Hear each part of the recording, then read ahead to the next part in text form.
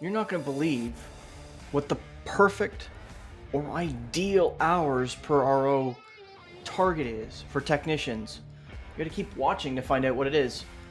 Or I can just tell you it's 2.4 hours per RO, but you got to watch to find out why. Hey folks, welcome to the Wrench Turners podcast, Coach's Corner.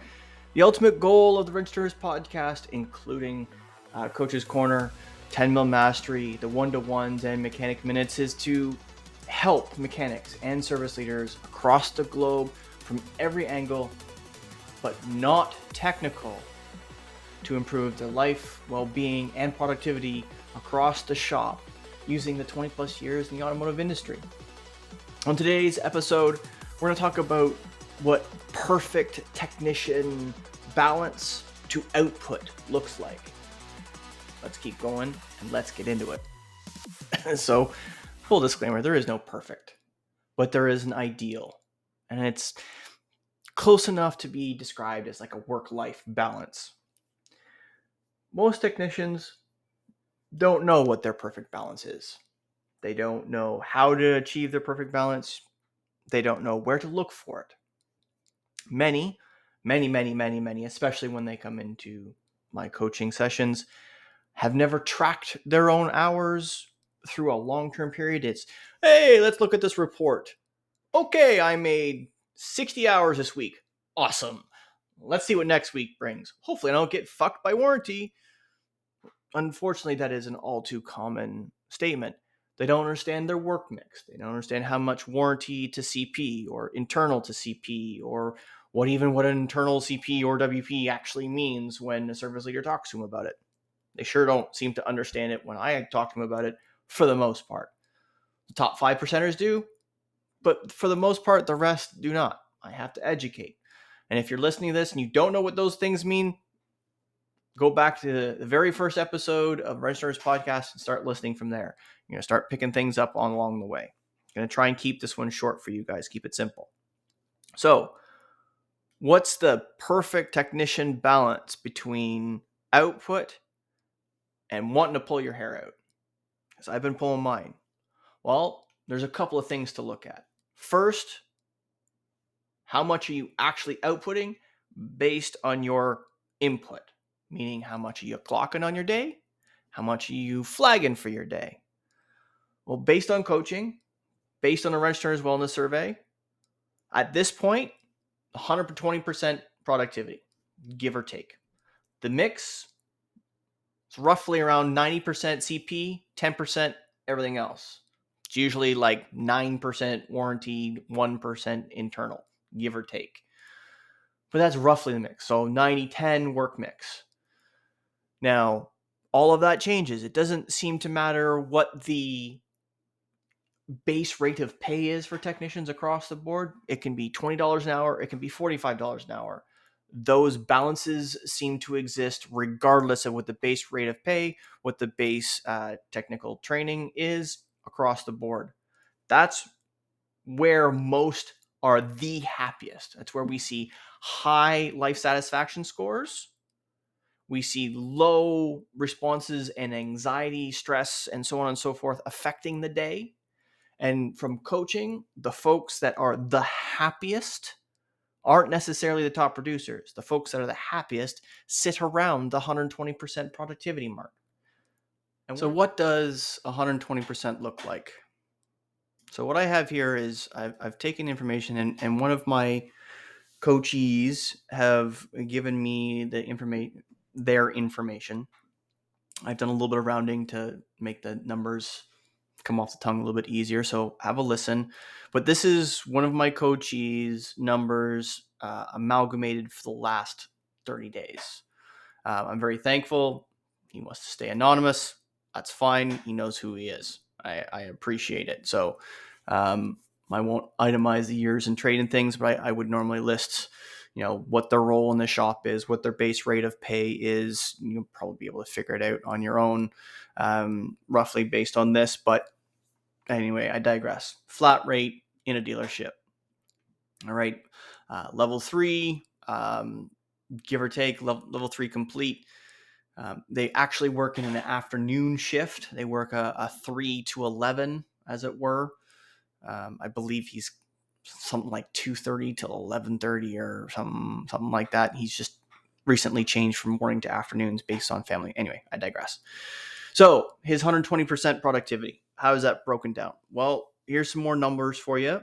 And if you're listening, you're going to have to try and follow on, maybe get out a sheet of paper, write it down on a sheet of paper so you understand a little bit better.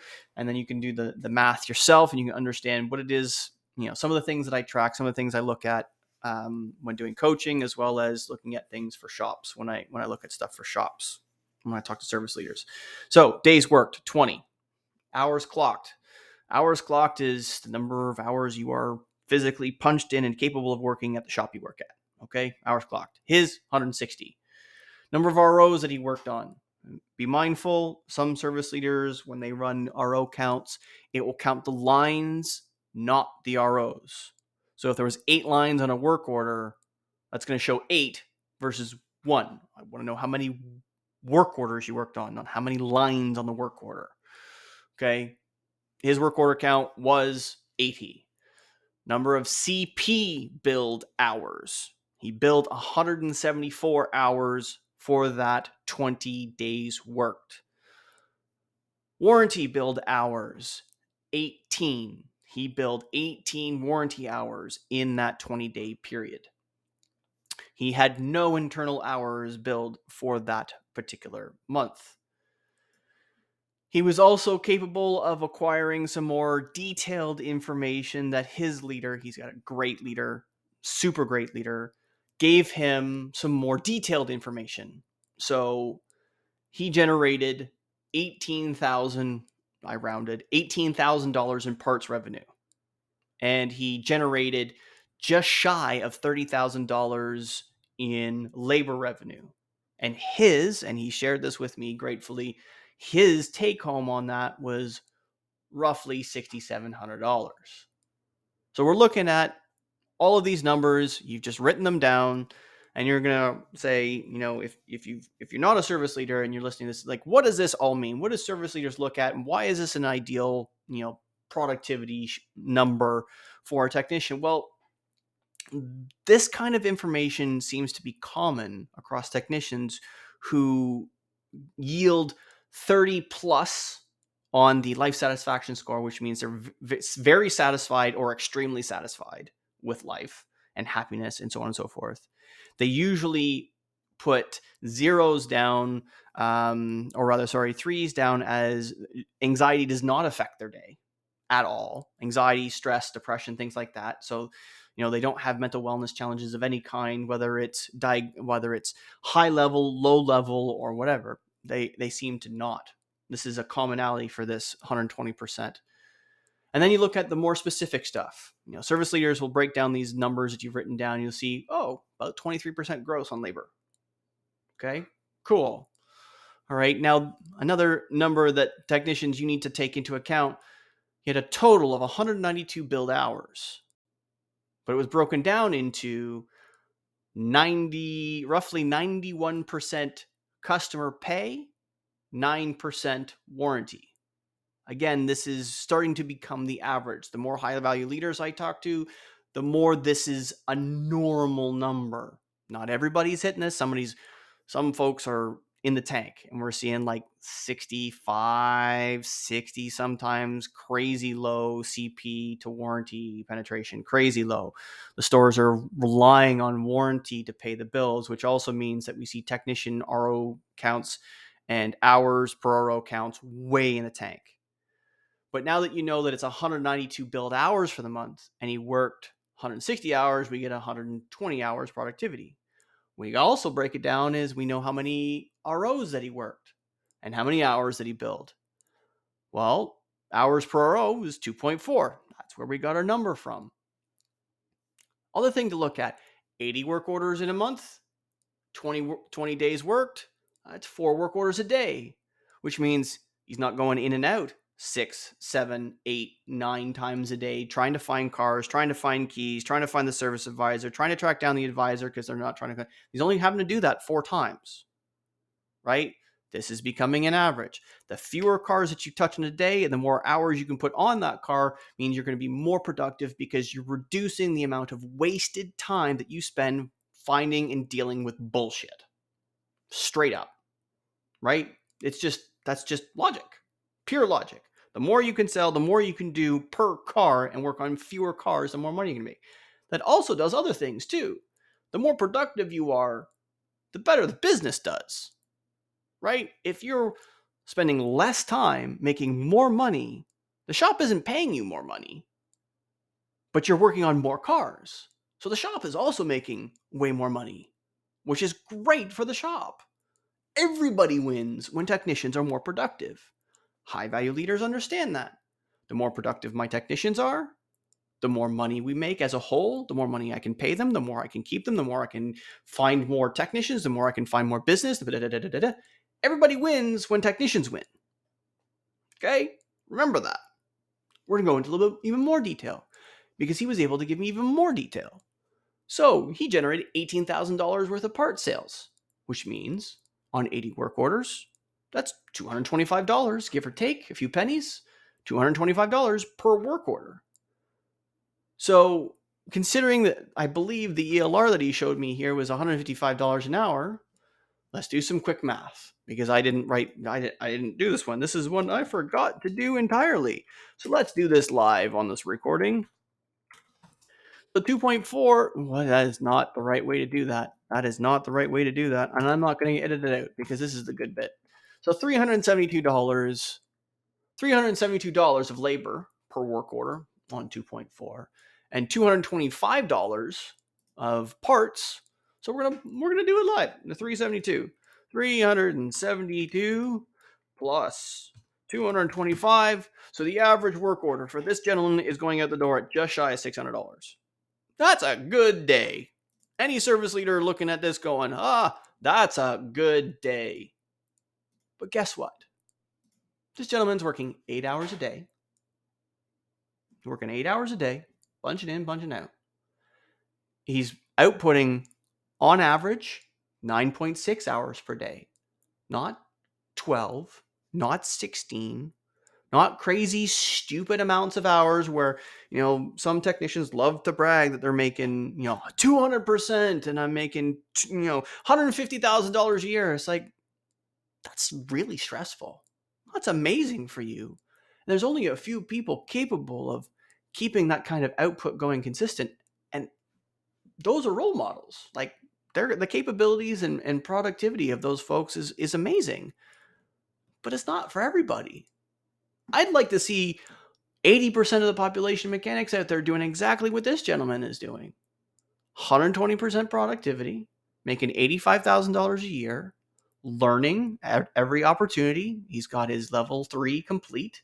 He's looking to try and complete his level 4, so to speak, get all the specialized training done. He's scheduled for training, so he's going to training. He has a regular monthly tool budget that he utilizes because he can afford to at $85,000 a year. So is he absolutely crushing his balls every day? No. He's having to work hard when he has to work hard. But otherwise, he's having a very good day. He's got a very good team. He's got a very good leader. He's keeping himself educated. He's keeping himself tooled. And everybody's winning. No comebacks or very little comebacks because he has had some in the last year. But some he can count on one hand and he knows exactly what happened on all of them. And for the most part, based on my experience with him, 3 of them weren't his fault, in my opinion. But that's holding himself accountable. He's holding himself accountable to a higher standard. So he's got the ideal hours per RO, the ideal productivity. He's keeping his stress low. He's keeping his energy up. So we need to think of this as a role model. So if you're out there achieving 80%, 70%, 90%, and you want to get to the next tier and you're looking at, maybe your bay mate, maybe the guy down the hall on the other side of the shop is doing 150%, 160%. Yes, when you shoot for the stars, maybe you hit the moon. But if hitting the stars is so far away that you can barely start, aim for the moon first. 120% is achievable by everybody with the right amount of training, the right amount of effort, and the right leader. Hey folks, thank you for listening to another episode of the Wrench Turners Podcast, Coach's Corner Edition. If you enjoyed today's episode or any episode of the Wrench Turners content, we'd really appreciate if you like, comment, share, subscribe, or reshare, and hopefully get in front of the eyeballs or ear holes of other technicians that could hear the messages as well. If you happen to be a service leader listening to this or watching this today, thank you very much for your time. If anything in here sparks your interest, please reach out to me, leader@justworkhard.com. Welcome any and all questions you may have about anything derived from the Wrench Turners Wellness Survey, reverse interview, or coaching sessions. Remember folks, negative pushes, positive pulls, and always clean your toys before you put them away.